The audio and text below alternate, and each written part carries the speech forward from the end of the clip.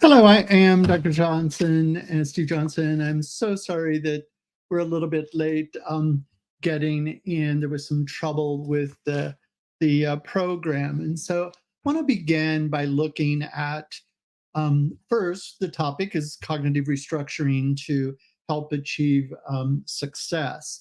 And the schedule for this particular webinar will be one I'm going to look at the ABCDE model within REBT. I'll look at how to go about disputing dysfunctional beliefs that may inhibit the attainment of attaining success. The typical beliefs that do impede attainment of success, and then disputing and replacing the success impeding beliefs. Then I will look at the common behaviors that tend to impede reaching success. So let me get started with the ABCDE model. For those of you who haven't been exposed to it, and I'm sorry that there's the PowerPoint couldn't be added to this one, so I will be walking through this, but later I will make it available. If you put it in the comments and how to reach you, I can send you the PowerPoint presentation so that you could take a look at that in detail. Okay. In the ABCDE model, the A stands for an activating event or adversity. This means something that's happened recently, that's happened that is leading to some kind of emotional or behavioral response. And typically it'll be dysfunctional emotion or emotional or behavioral response. People tend not to come in to counseling for things that are not dysfunctional. So it's an activating event. A stands for activating event or adversity. The B stands for beliefs about that activating event or adversity. And then the C would be consequences of those beliefs. Those beliefs tend to give rise to emotions, behaviors, and even cause physiological responses. The D would be disputing those dysfunctional beliefs, those beliefs that impede our attainment. And then E would be an effective new beliefs, these replacing those dysfunctional beliefs. So let's look at what those common dysfunctional beliefs are. And again, those of you who may have come on a little bit later, I will, if you put in the comments, you request that you want the PowerPoint, I am more than happy to send that to you. So what are the dysfunctional beliefs that may tend to cause problems, not only in reaching success, but in terms of anything else, okay? And so those tend to be demandingness. In English, demandingness takes the form of typically sentences that have words like should, ought, must, have to, need, or the negative, should not, must not, ought not. Those tend to be demands. Those are thoughts, beliefs.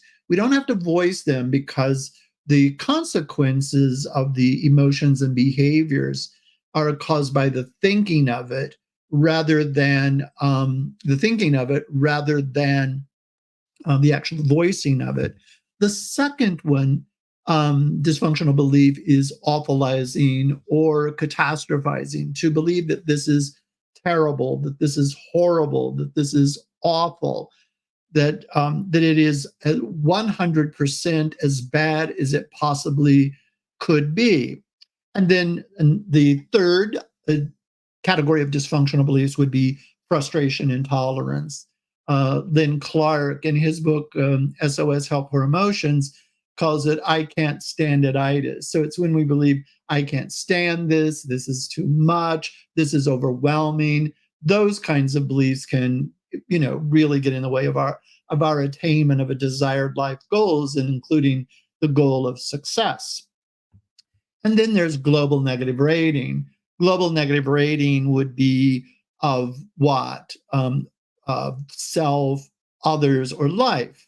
And it might take the form of I'm no good, I'm hopeless, I'm worthless, I'm an utter failure. And of course, you see how those beliefs would get in the way of success. Or we may think we're fine, but then others are no good, worthless, a failure, etc. Or life is not worth living, etc. So we globally rate the self, others, and life based on some arbitrary selection or some feature of us or the other or life, and not look at the total aspects of each of those. Okay. So, how do we go about disputing those? And first, let me look at the purpose of disputing. In like CBT and REBT, that cognitive behavioral therapy, and rational emotive behavioral therapy, which are the two second wave behavioral models that are quite popular. The point of disputing a dysfunctional or unhelpful belief, in this situation, the unhelpful beliefs that tend to impede our attainment of success in life, the success that we want, right? Why we dispute is, and the purpose of disputing is to help the client realize that the belief that they're holding is indeed dysfunctional, that it is not helpful, that it is impeding them to attain their desired life goals. In this case, as I said, which would be to be successful in some domain of life or in multiple domains of life. So, because why would we need to try to point this out or help the client realize that the beliefs are dysfunctional? Because often we will think that they're just true, but we won't look at whether holding them is actually not helping us in some way. So they would be getting in the way of success. So what do we do after we dispute those beliefs, right? Well, let's look at the disputing itself, and then we'll move into what happens after we dispute it. So there are about 4, 5, 6 different ways that we can begin to dispute a belief or help the client realize that that belief that they're holding is really dysfunctional and impeding their success.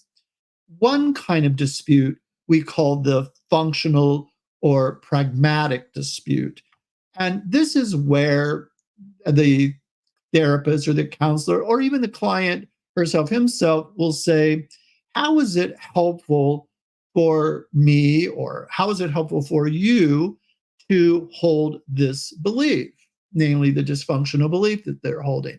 Now, sometimes that may seem like a strange question to ask a client. The client may experience it as strange. What do you mean? How is it helping me? It's true. What do you mean? How is it helping? Well, when you believe that belief, right? When you hold that belief, does it help you actually attain your goal? And often the answer will be no, actually, it does quite the opposite. It gets in the way. Maybe holding that belief just causes me to get anxious. Maybe it causes me not to take action. So clearly, it's not helping. So that's what we call the functional or pragmatic dispute, which is asking, how is this helping you to hold that belief? Or what do you get out of it holding that belief? And typically the answer would be nothing really good. Another kind of dispute is what we call an empirical dispute. In an empirical dispute, we're focusing on evidence. And the question we would pose to the client, and eventually the client, we hope, learns it and can pose it to themselves, would be, where's the evidence that this belief that you're holding is indeed true? Okay? So if it is truly dysfunctional, then it will not be true. So for example, if they say, I am an utter failure, well, the functional pragmatic dispute would be, how is it helping you to believe that you're a complete failure? Well, it doesn't. It gets in the way. Or the empirical dispute would be, where's the evidence that you're just a complete failure, that everything you do ends up in failure? Well, there's no evidence. There is evidence that maybe at times you fail at something, and maybe you fail at something doing something that you hope that you are successful at, but there is absolutely no evidence that you are a complete and utter failure. The next kind of dispute is one that some clients struggle with and some of us struggle with.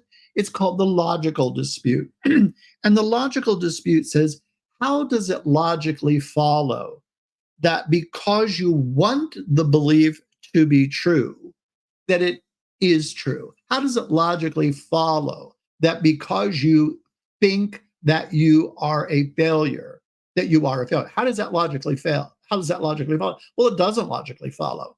It's illogical to believe that you're an utter failure about everything. Okay. And then finally, one that's pretty helpful for a lot of people, we call the friendship dispute. We don't use the friendships dispute when we're dealing with the emotion of anger. And if people have questions, they can ask me and I would cover that. But that's not really apropos to this particular webinar. But I'm happy to cover that.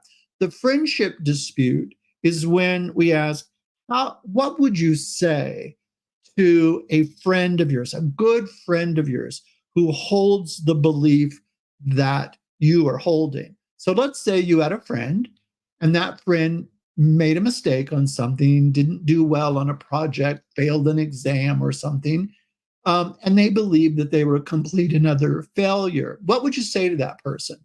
Well, clearly you're not going to say, well, I've been meaning to tell you, I thought you were just a failure at life whatsoever. I don't even know why I have you as a friend. Well, of course we're not going to do that. Why not? It wouldn't be helpful. It wouldn't be supportive. It wouldn't be uplifting. So when you think about it, why would you not say that to a friend, but you would say it to yourself? Wouldn't it be better to treat yourself, much as you would treat a friend who you really, really like? So you see what we're trying to do. We go through these different disputes, and initially, early in counseling, we may go through all of these kinds of disputes.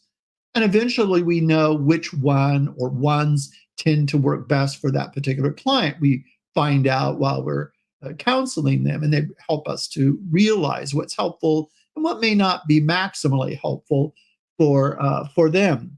So then we will begin to use those. But initially in counseling, we would try all of them out because we don't know what will work. Again, the point of doing this is to help the client realize that the dysfunctional belief that they are holding is indeed dysfunctional. As I said, they'll just tend to believe that it's true.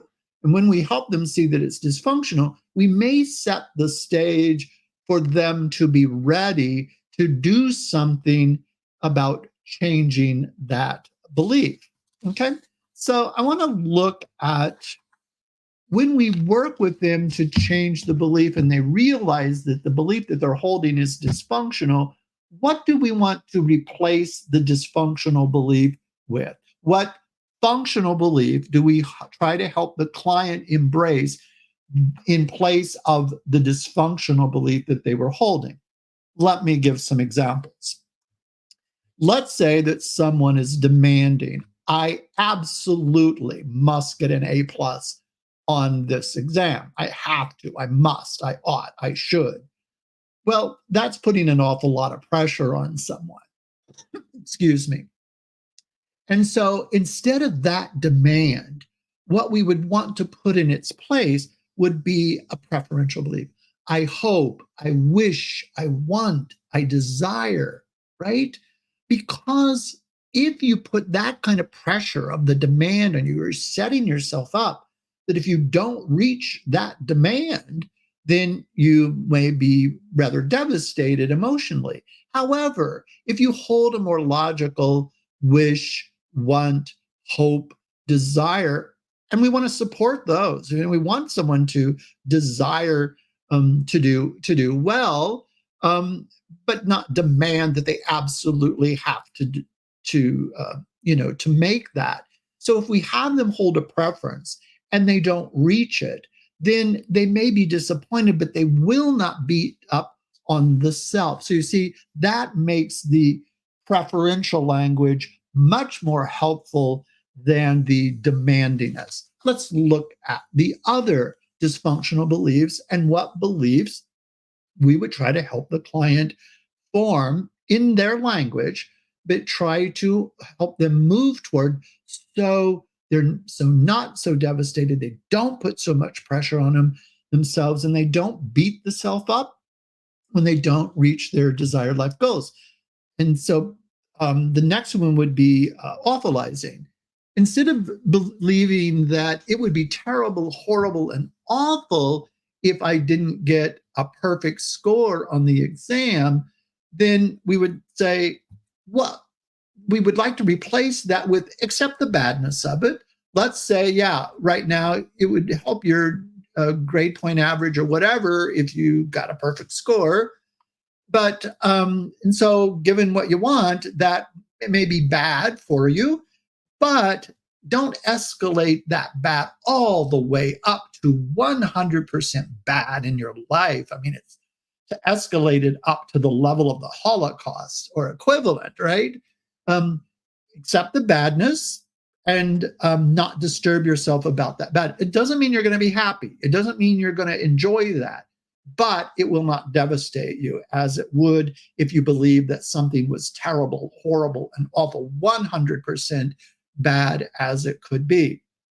Let's look at the other dysfunctional belief and its helpful alternative, frustration and tolerance. Instead of believing that I couldn't even stand it, let's say I couldn't even stand getting a B on an exam, right? Instead of holding that you absolutely could stand, and in fact, you will stand it, life will continue, right? But when you believe that you couldn't stand it, what emotions do you begin to experience, and how does that shape your behavior to actually put in the energy to get the desired grade? Well, in place of the I can't stand it-itis or the frustration and tolerance, what we might help them is, again, accept the badness of it, but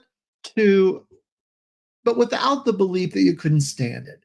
It would be bad, it wouldn't be desirable, but I'll deal with it. Life will go on, and it doesn't negate that I'm going to experience some happiness and all of that in life, right? Put it in proper perspective rather than escalating it up to something that you absolutely can't stand. And then finally, global negative rating of self, others, and life would be things like, if I don't get an A, then I'm a failure, right? That would be a global negative rating of the self.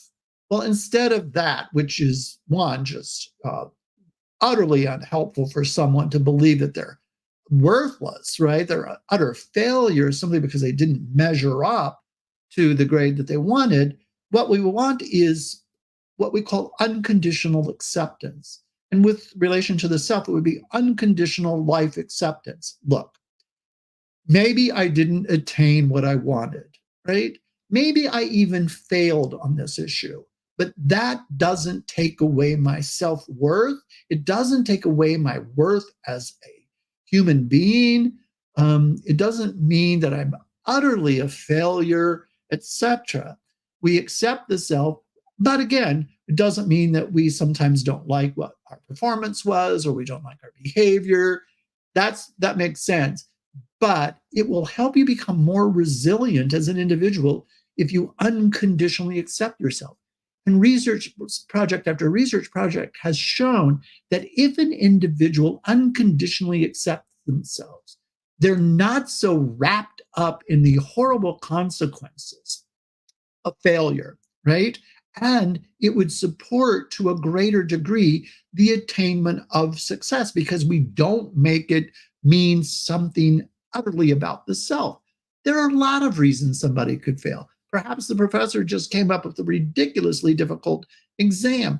Maybe you just didn't feel well that way. Maybe you studied for the things that didn't show up on the exam. There are all kinds of factors that don't have anything to do with you being a complete failure because you're not a complete failure, okay?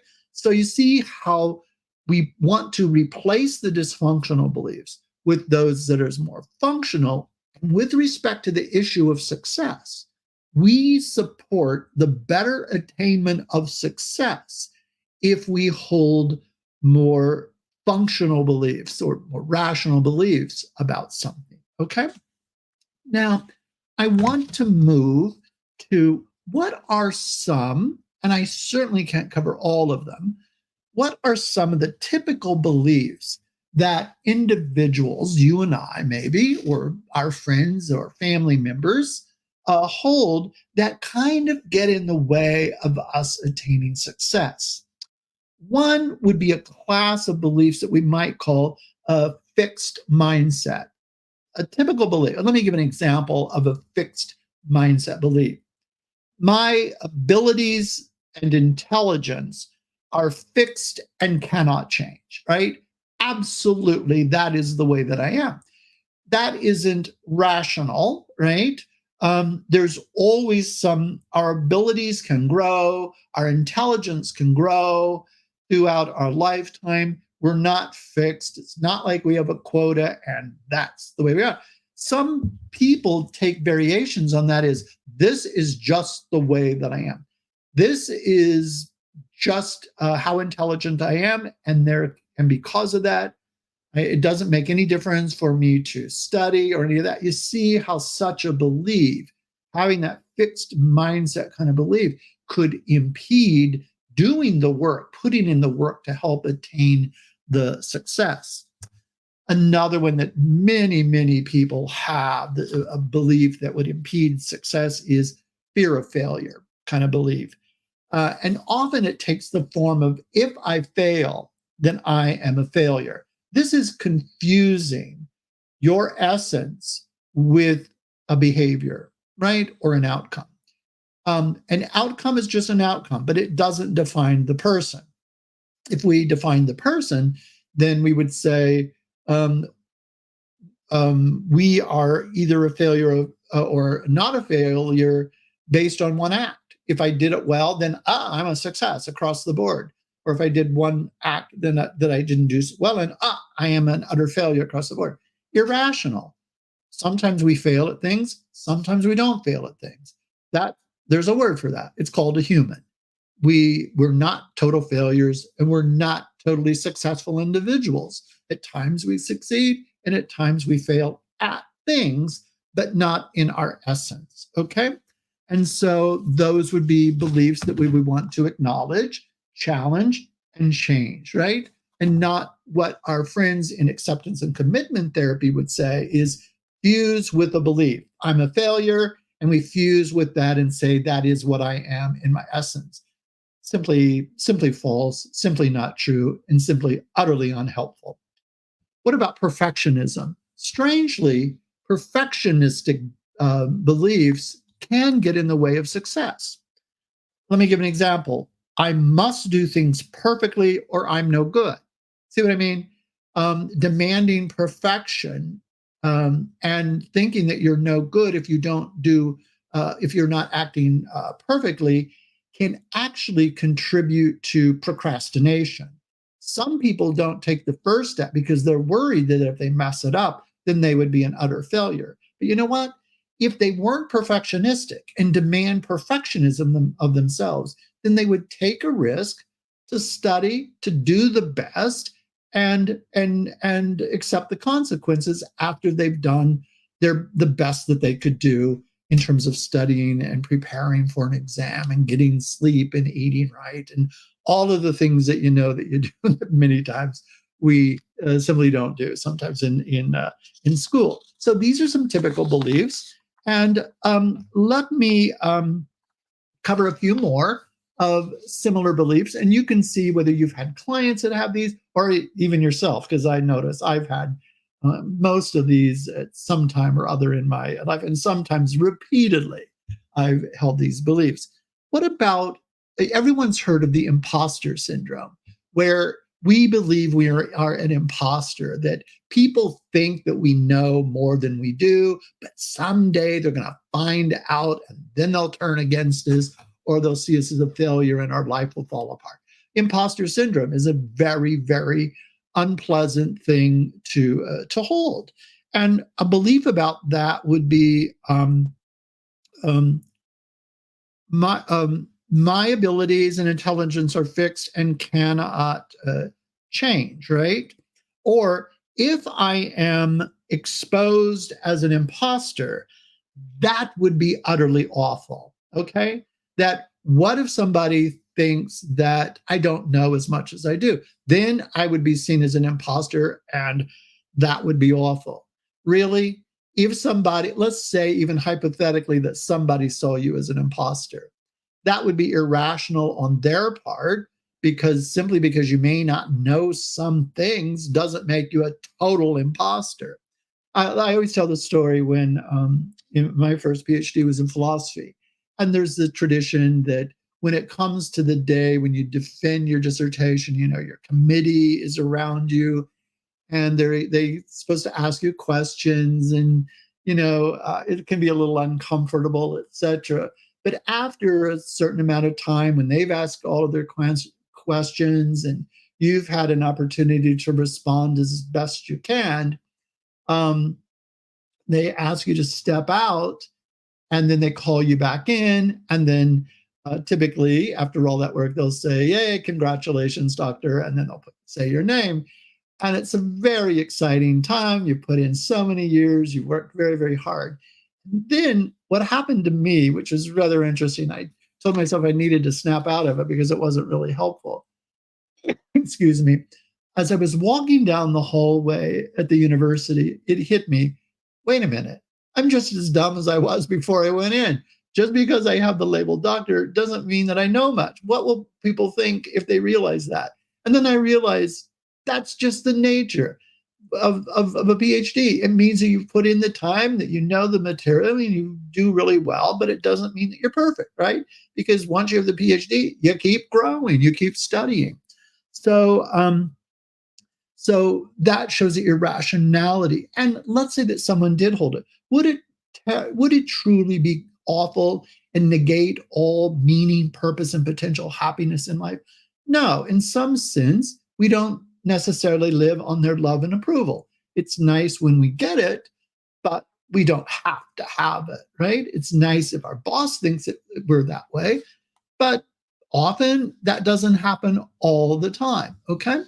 And sometimes you may get an irrational boss who does, but there are other jobs in the world. And I'm not minimizing the loss of a job, but holding that imposter syndrome and putting that pressure on yourself can actually get in the way of you doing the best that you can do, because you're putting your self-worth on the line based on what others may think of you, which is never a good thing to do. We want you to have kind of intrinsic value rather than make it extrinsic based on what something or someone thinks about you, okay? Or another one that is not helpful is the need for approval. So someone might hold the belief, I need to please others or get their approval so that I'm valuable. I'm only valuable if others approve of me. Well, that can actually get in the way of success too. Um, do you actually need it for survival, for people to value you and get their approval? No, it's nice to get it. It really is very, very nice to get it, especially those who we love and are attached to, we work with, and colleagues and all of that. Yes, of course, that's nice. But do we absolutely need it in the sense that we have no value if we don't get that? See what I mean? That we go too far. We take something nice like getting that kind of accolade and acceptance, but we escalate that up to an absolute need, which is irrational, unhelpful even, and can get in the way because you may be worried constantly about your performance, but more than that, whether others will accept you. You can be absolutely perfect and people may not accept you, okay? You can do an excellent job and people don't accept you. That's just the nature of the beast. What about catastrophizing? That can be an unhelpful way, belief kind of system that would get in the way of the attainment of success. An example would be, if something goes wrong, everything will fall apart. Well, this is not uncommon. People often do this even with grief.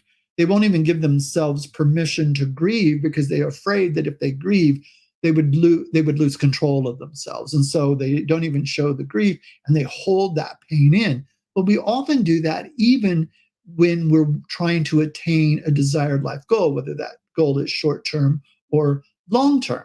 And so clearly, things will go wrong at times, but it doesn't mean that everything falls apart.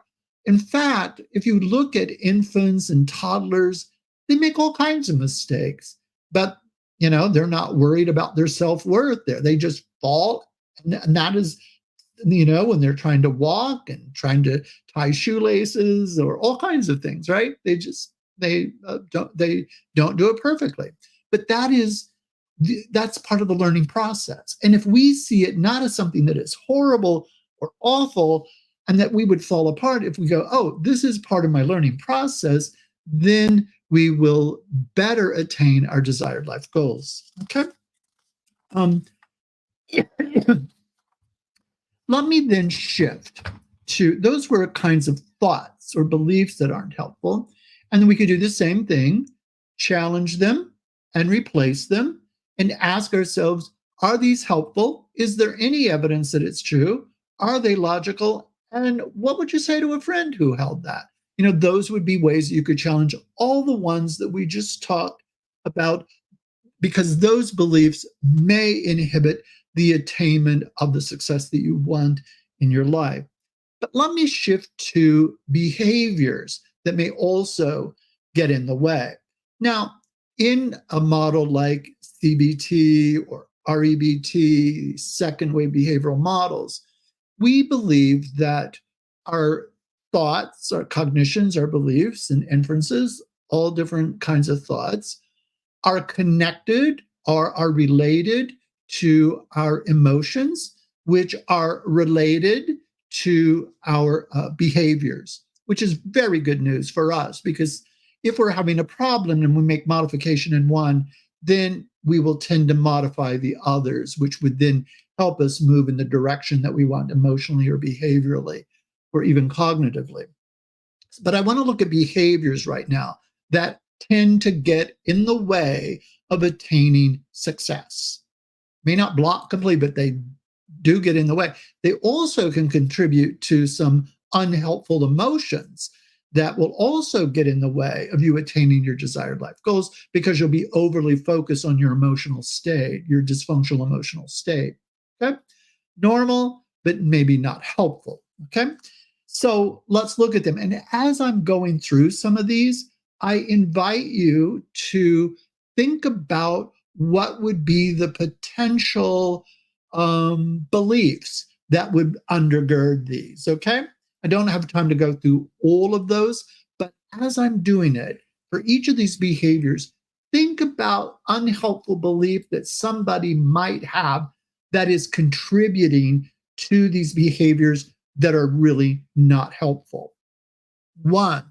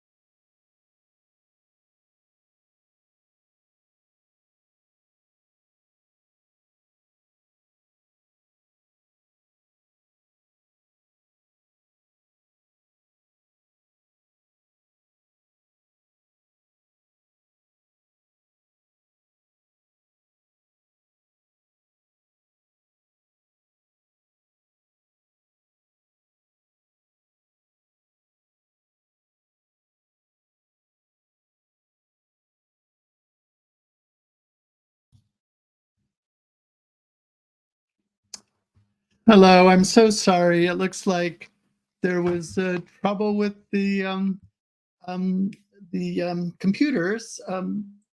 So let me continue where I was.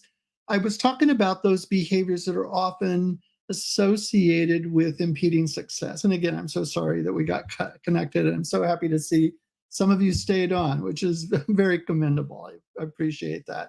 So we looked at procrastination. Another one is lack of consistency, that we don't maintain this uh, constancy of doing our best and not beating up on the self when we don't attain that. Okay, avoiding risk. Now this one is tremendously interesting and important. Often individuals avoid taking risk when measured risk can be quite helpful, and especially when we're just learning some things, that can be really, really helpful. But if we make an attribution, if we believe that something is an overwhelming threat, then we may not be willing to take the risk.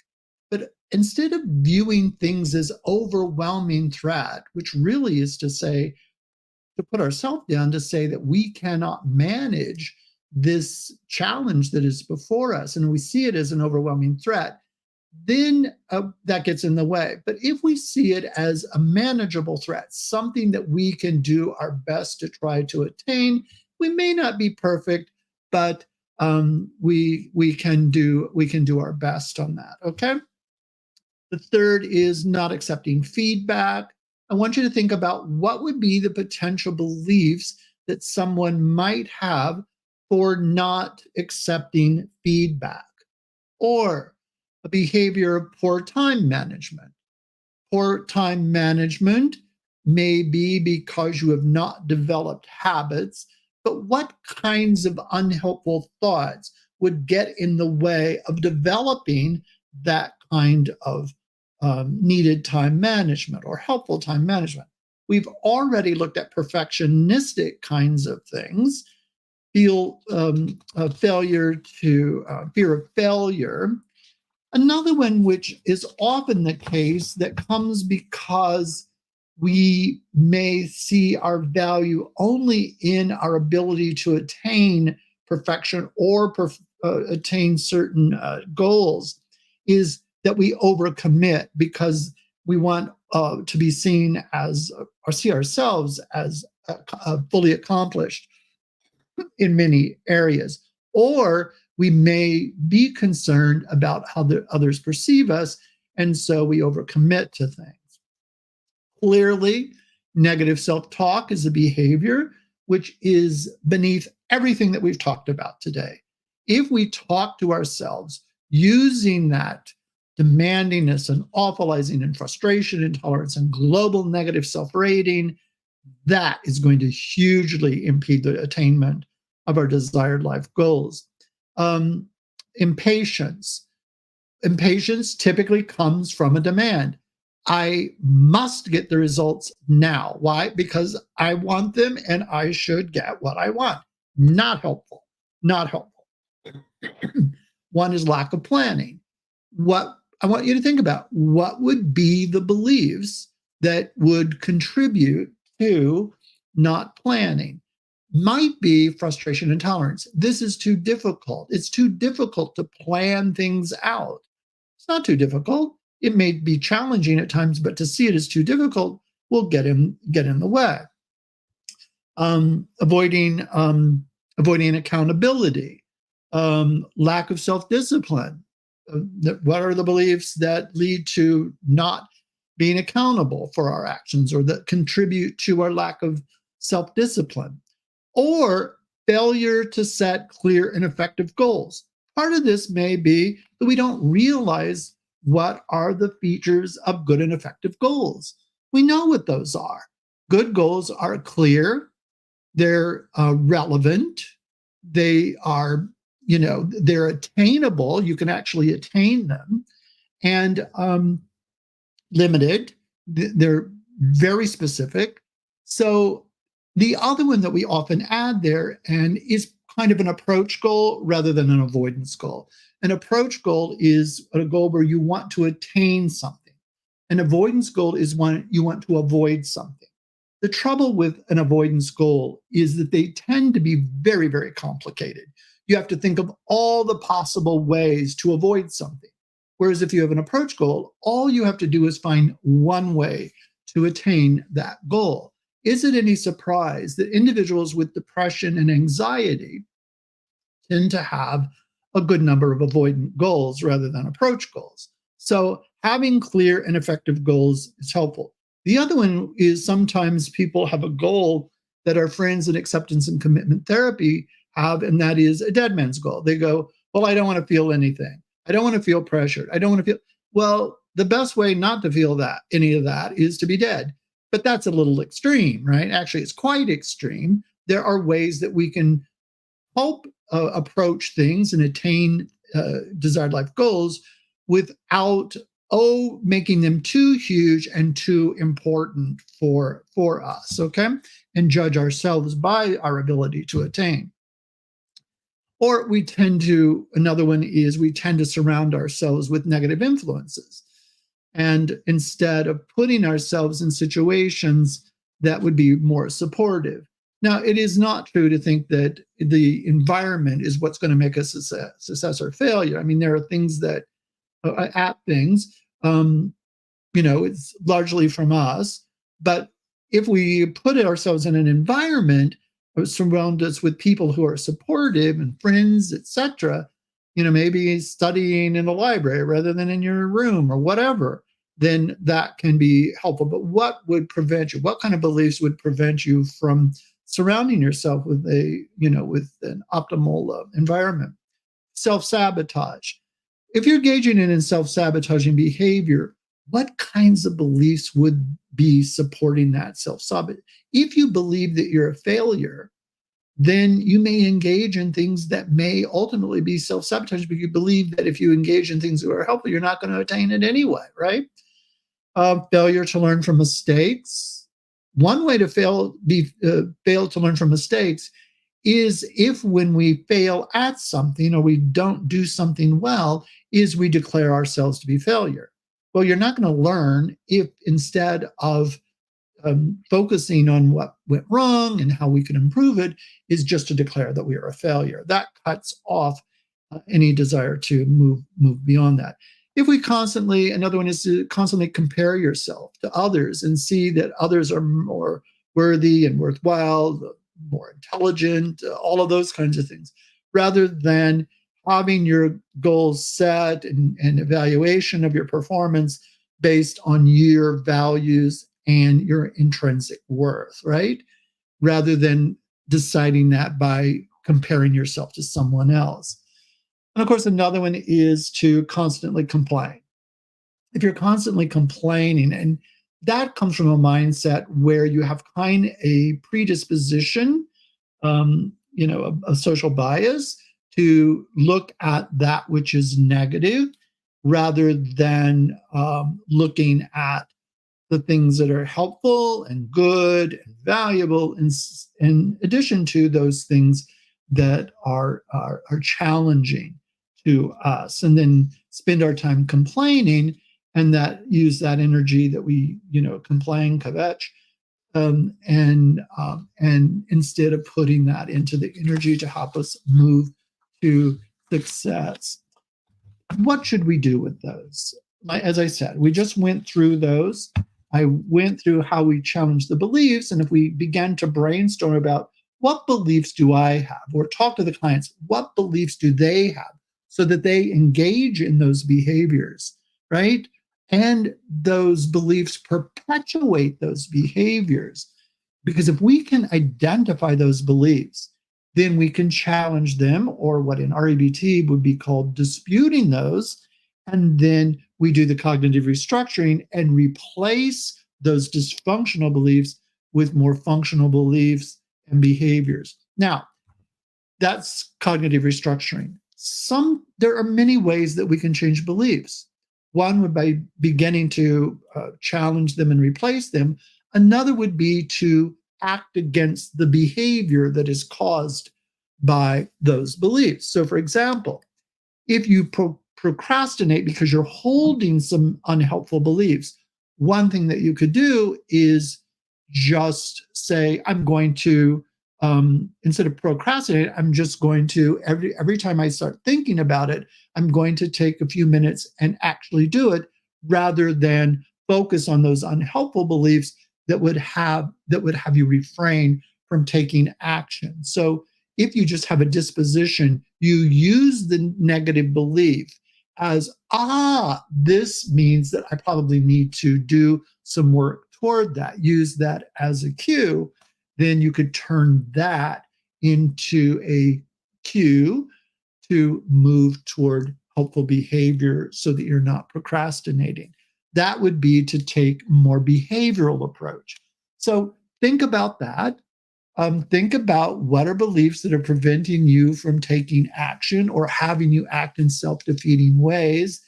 And we went through some of those, but those are going to be peculiar to the individual. So we're going to have to help them begin to get in touch with those views, and the same thing with ourselves. I thank you so much. I'm ready for a Q&A if you want. We already had one person ask a question. Antonio, thank you so much. I always remember you fondly from comments made in other settings that I've been in, and it's really nice to have you on here. And he says, can REBT help with laziness? I think REBT, CBT, ACT, DBT, all of these can help with laziness. But we need to figure out, it would be helpful to figure out what are the cognitions that someone has that would contribute to what we're calling laziness. Now, I know there's a lot of people will say, well, why call it laziness? Why not just say it's dysfunctional behavior? Okay.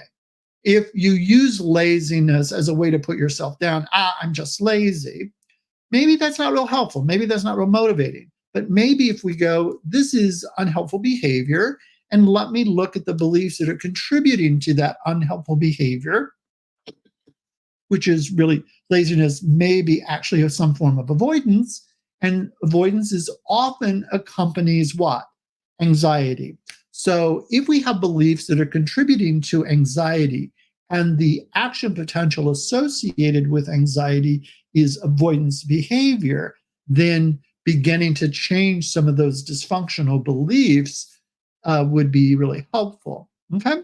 So what are beliefs that contribute to anxiety? Often there's a demand that this threat, we're experiencing something as a threat, that threat must not happen. And if it does, it would be overwhelming. And I don't have what it takes to meet that threat, which would be kind of global negative self-rating. Those beliefs, if we begin to do some cognitive restructuring, challenge them, replace them with, okay, maybe this will be a little challenging, but I can do my best. And by doing the best, I may do better on it than if I just not do something, okay? And I'm a human. I sometimes don't succeed, sometimes I do succeed, but it doesn't mean anything about me being good or bad or competent or any of those kinds of issues. Then we can do better. So I think there's a lot, Anthony, that we could do to help an individual with laziness. Okay. Any other questions that you may have, and I can try to help in any way possible. Again, I apologize. I don't know why my Wi-Fi went out, but it did. And if you didn't get to see some of this, when it will automatically be uploaded to YouTube, and then I'll go in and edit that, and so that we can take out that big gap, and then you can take a look at this in a more coherent fashion. I thank you all so much for just hanging in there, and even it means that you held some decent beliefs and good beliefs even when things weren't going really helpful. If anybody wants the PowerPoint, just message me, make a comment now. I will keep that, and I will try to get those to you and try to get that PowerPoint to you as soon as I can. Okay. Wonderful. Have a great day. And I hope you'll consider taking another one that's coming up in the future. All the best. Bye bye.